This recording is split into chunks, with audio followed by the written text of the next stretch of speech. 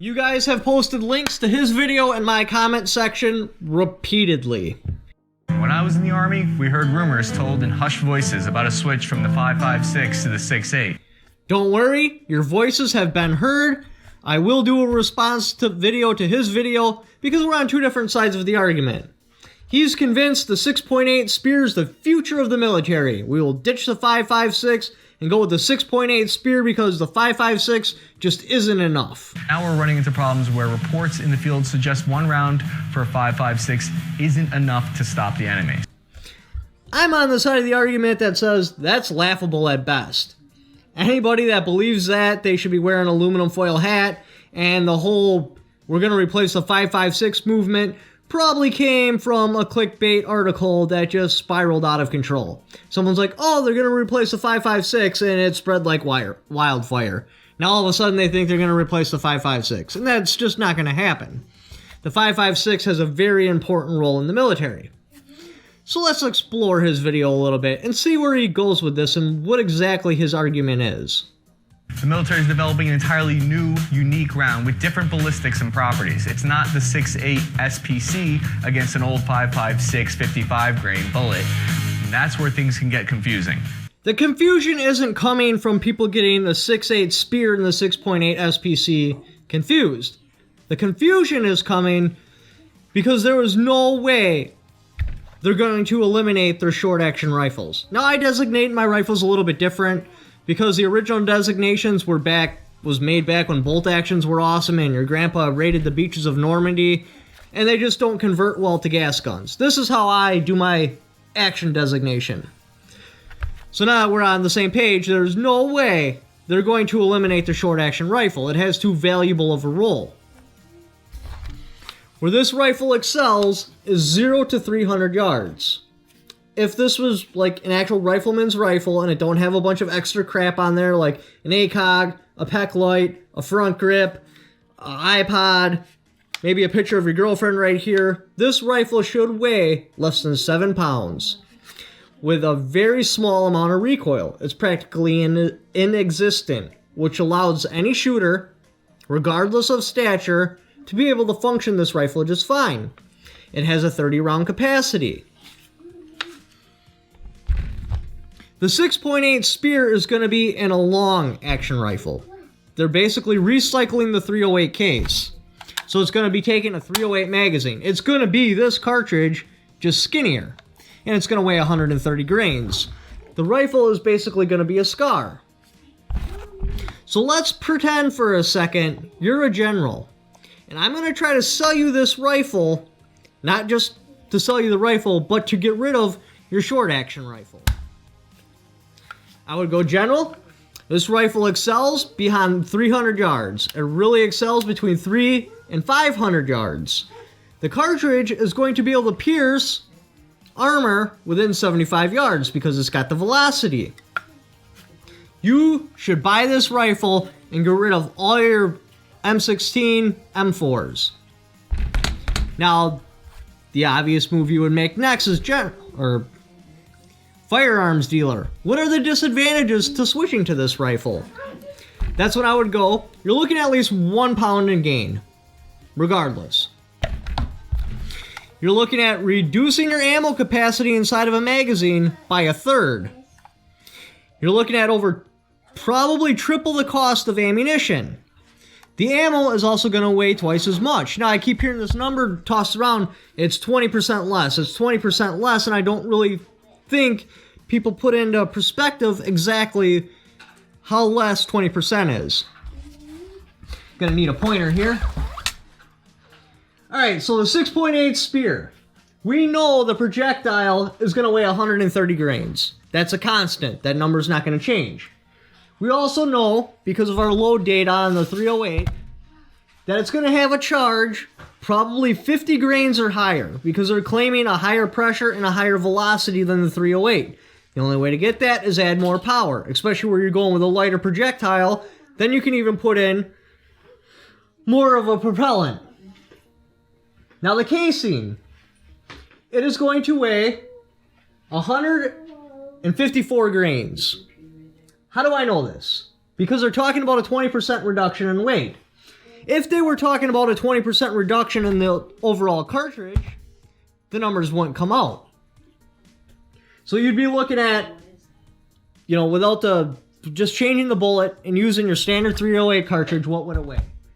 You'd be looking at 362 grains. Minus 20%, that would bring you to 289.6. Minus 130, because we know the bullet's going to weigh 130 grains.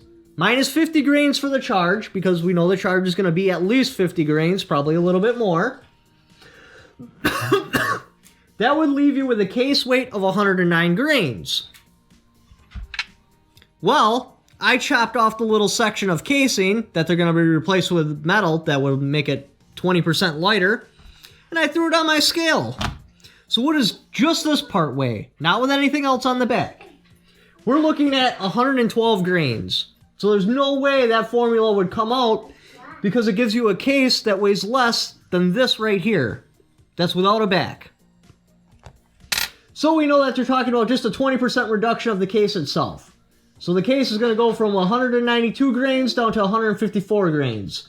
So the 6.8 Speer is going to weigh, a loaded cartridge, 334.16 grains. Your 5.56, which I just threw on this, completely loaded round, ready to go, right out of the magazine, weighs 176.1 grains. The difference between the two is 158.06 grains. That's only 18.09 grains of being double the weight of ammunition. So for all intents and purposes, the 6.8 Speer is going to weigh double what the 5.56 is going to weigh. Now, just so you understand how small 18.09 grains is, this $1 bill weighs 15.3 grains. This is almost the difference in double the weight between the 6.8 Speer and the 5.56. It's off by 2 grains. What a grain is, 15.432 grains equal 1 gram. Like, that's how small of a measurement it is. So realistically, the 6.8 Speer is double the weight of the 5.56. Why is reduction in weight really interesting to the Army? You might think it's because they are worried about the weight on Joe's back. That's not the case. They're worried about the logistics. They could save millions of dollars by reducing the weight so they could ship millions of rounds around the country and around the world. And you're looking at a third less capacity. Because there's more powder, more materials used, you're looking at a much higher cost. And it's super obvious they're going to be going with the 6.8 Speer because that is the rifle that will be most familiar to troops. I mean, literally, look at our military inventory of rifles. The rifle that looks like all the rest, the one most likely to get picked, is the SIG. It has the least amount of moving parts, and it doesn't use a plastic cartridge. Even if the plastic cartridge totally outperforms the 6.8 Speer, I don't see the military going with it just because of biases. And yes, it's possible because shotgun shells are plastic. So it's pretty obvious the SIG is going to win with their 6.8 Speer. Now, a lot of people are asking me too, how do you know the numbers, like the ballistics of this magic cartridge? Like, there's no possible way you can know the ballistics because they haven't released it yet. Just like with the cartridge weight, it's pretty easy to figure out. Alright, so what would 138 grain 308 or 138 grain 6.5 fly at for a velocity? We would be looking, I'm going to grab my pointer again. 130 grain 6.5 Creedmoor flies at a velocity of 2851. 130 grain 308 flies at a velocity of 2840. Why does that number matter? Well, that number matters because with these lighter weight projectiles, you need to be Mach 3 to be able to take on level 3 plus or level 4 body armor. And that's what they're bragging on it. So we know the velocity has got to be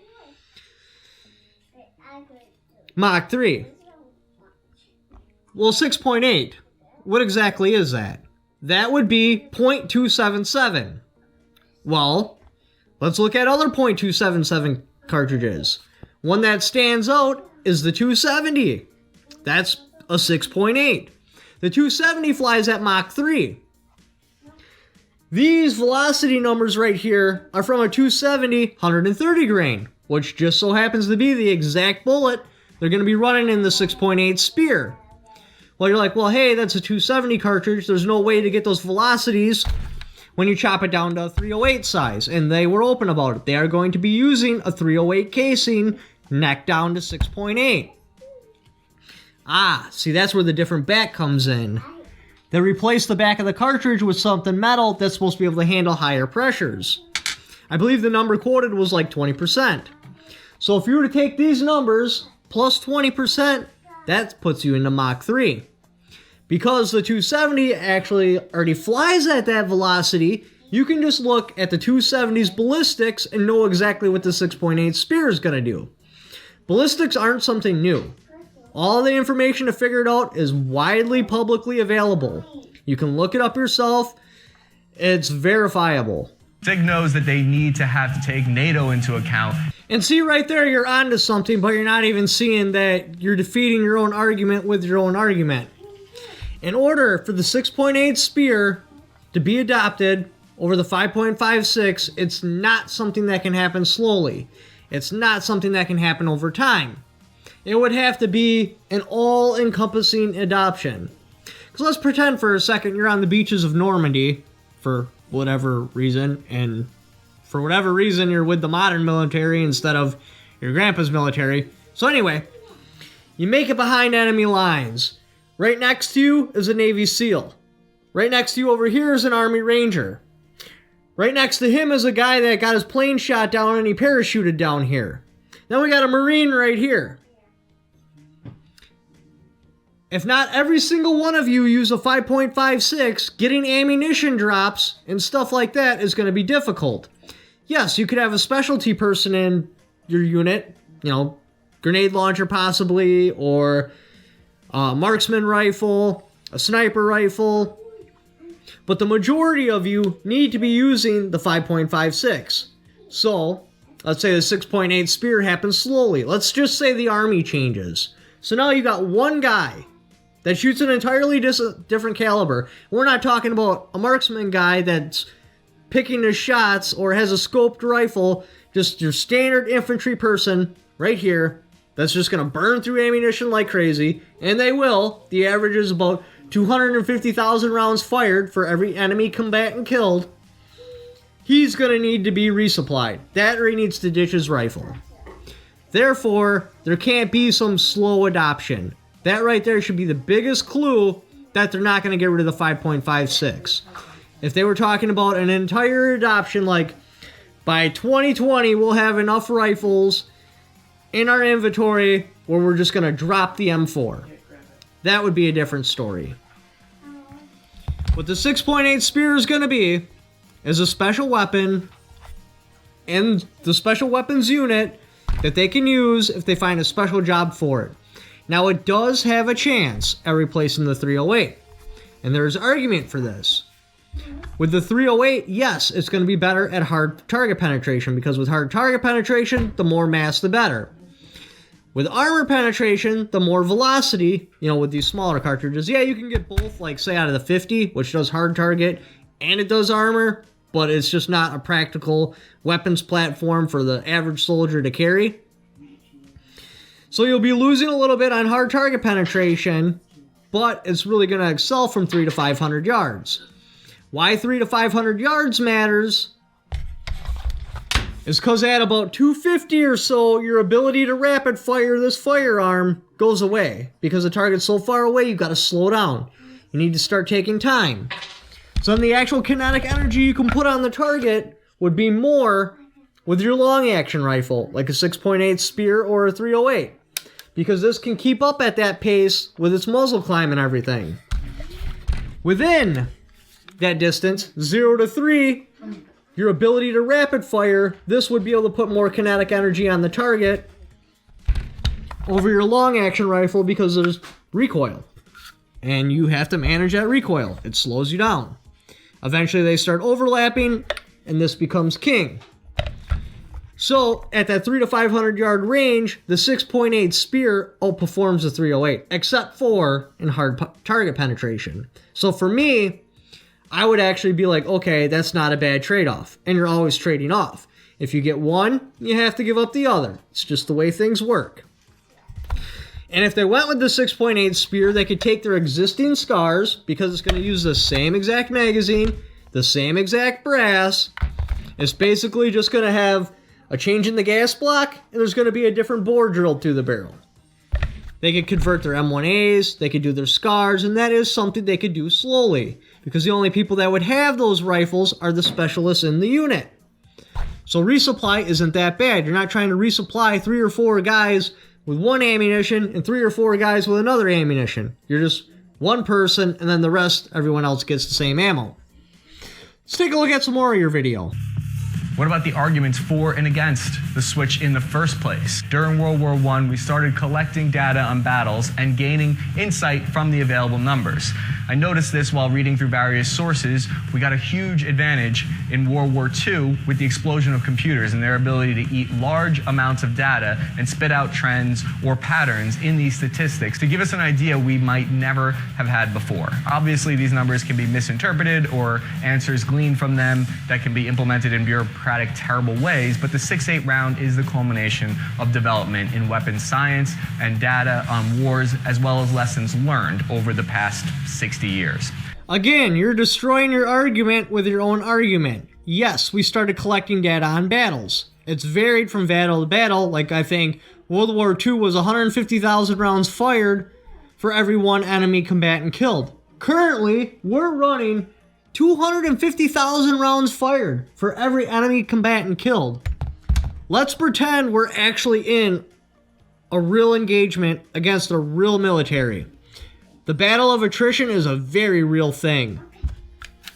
I can ship 3 times, well, I should say a third more 5.56 ammo in the same space as I can with a 6.8 Spear.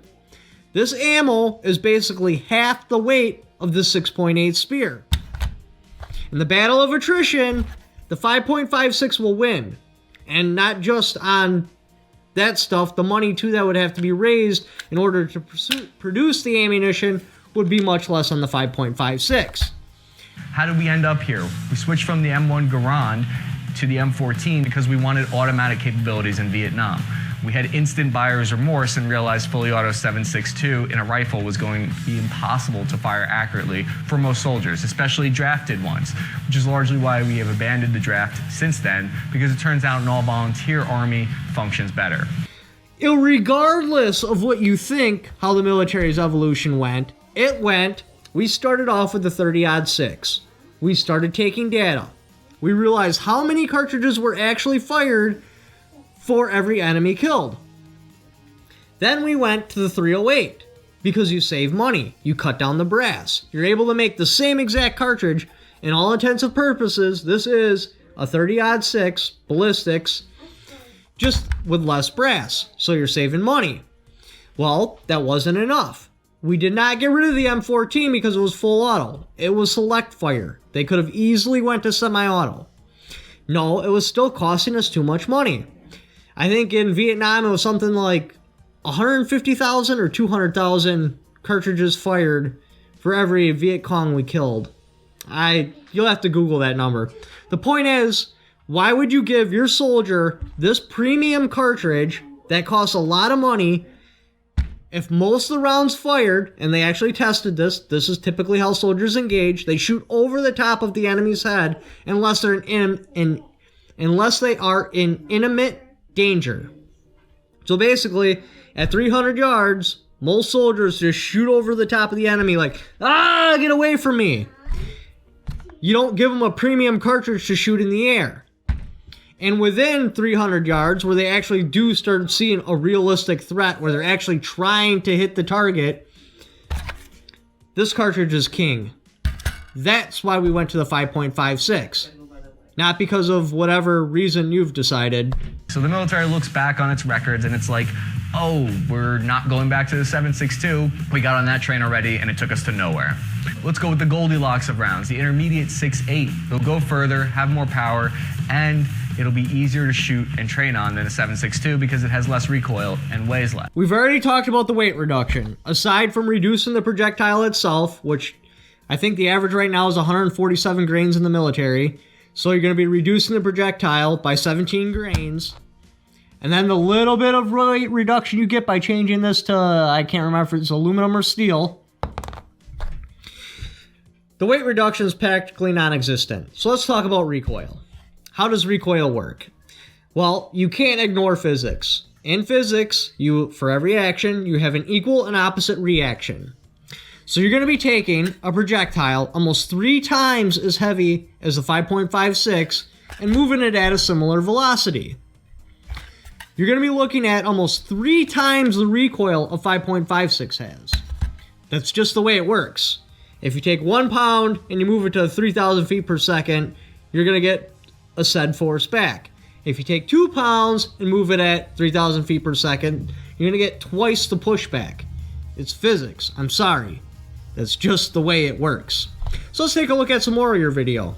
Another reason people hated the 5.56 so much and it got a bad rap was the original 5.5 grain bullet was too light. There were reports of vegetation, wind, deflecting the bullet off course. Those problems have since been resolved with the new round. The goal of the 6.8 and the new weapon that'll fire it is an experimentation of sorts. And the Army's I almost don't even want to reply to that remark because that just wasn't a very intelligent remark to make, and I'm not making this video to try to make you look dumb or something like that. I'm just replying to it in a completely academic sense. But anyway, for an example here, we have a 150 grain projectile. This is a lot lighter than 62 grains. Like, a lot lighter than 62 grains.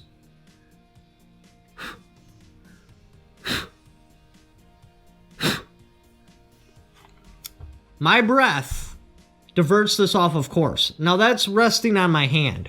Say for example this was flying through the air and as it passed my face I sneezed, it would be wildly off course.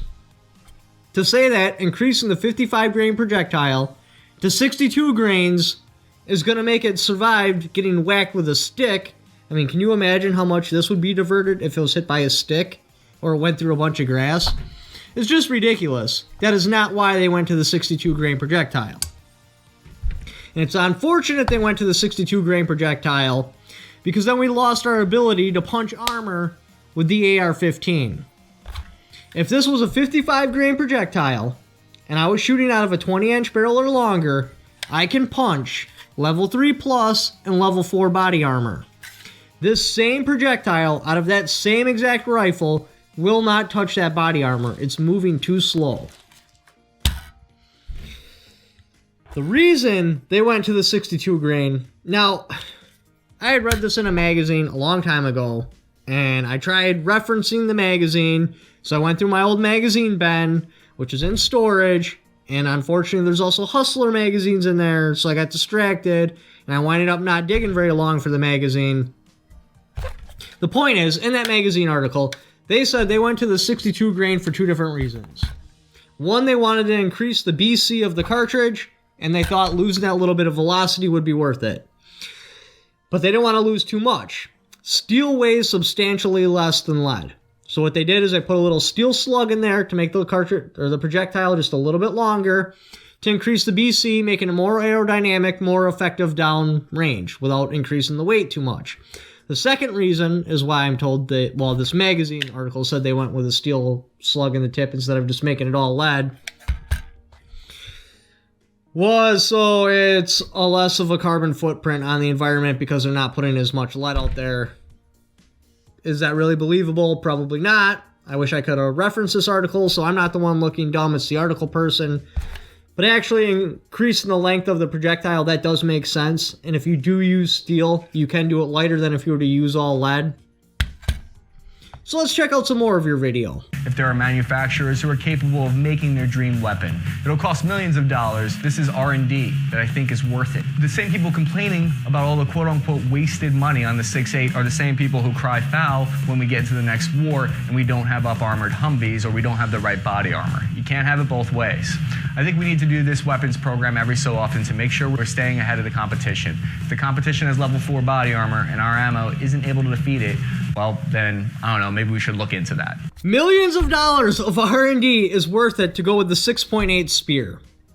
when their main goal is to punch body armor. That's literally what they're parading around like, we will punch body armor. They already have the 243, which is this exact case with a 22 caliber projectile that has the legs to punch body armor. They have scars in a 243. They have Armorlight AR-10s in a 243. I believe DPMS even makes a long action in a 243. They could have literally just went down to the local firearms dealer and bought a bunch of AR-10 sized rifles in 243 and got the same exact effect as a 6.8 spear. Why you think that's worth that, I have no idea. It makes absolutely no sense to me. Because even with the 243, you're trading hard target penetration to be able to punch body armor and to be able to do really good at 300 to 500 yards. Why not just go with the 243? There are other arguments that the 5.56 is the best round because soldiers are unlikely to be able to hit targets further than 300 meters out, which without an ACOG or one of those Romeo 9 sights might be true, but as technology for optics becomes cheaper and more available, we're seeing everyone get outfitted with the kind of optics that allows for 500 meters and beyond engagement. Alright, so we need to clear something up for a second. It's not that soldiers can't hit at 300 to 500 yards. You can take an average across YouTube accounts and you will see the average American has no problem shooting past 500 yards. Hell, even in basic training, I'm pretty sure you had to shoot a 500-yard target. So what's the discrepancy? Why can they hit this target in basic training, but they can't hit it on the battlefield? There's been a lot of studies on this. Those studies are the very reason why this firearm will probably not be retired until we get laser guns or something. What it is a soldier has no problems shooting defensively. What that means is when the bad guy's close enough or the fire's coming close enough to him to where he legitimately feels like his life is being threatened, he does not mind firing back. Past 300 yards, especially if the enemy doesn't even know you're there, generally speaking, across the board, there's always exceptions, a soldier will not shoot to kill. He will intentionally miss because that's offensive shooting. It's a totally different type of warfare.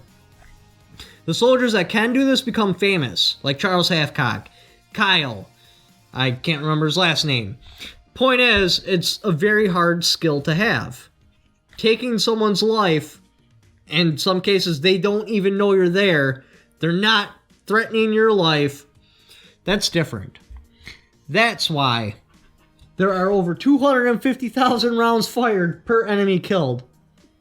This would not be an acceptable accuracy number in basic training. You would never pass. They fire that many rounds because, again, generally speaking, they're not trying to hit anyone. They're just like, get away! I even had a Vietnam vet come in here saying he would shoot his M16 like this, around the corner. He wasn't trying to hit anyone. He wasn't trying to be a murderer. He just wanted to survive and go home. If that guy left and you never seen him again, he'd be happy. Anyways, sorry this video was so brutal, but you were kind of giving out a lot of misinformation that needed to be corrected. If you'd like to check out any of my other videos, click on the links up here. If you'd like to help support the channel, you can always click on my Patreon.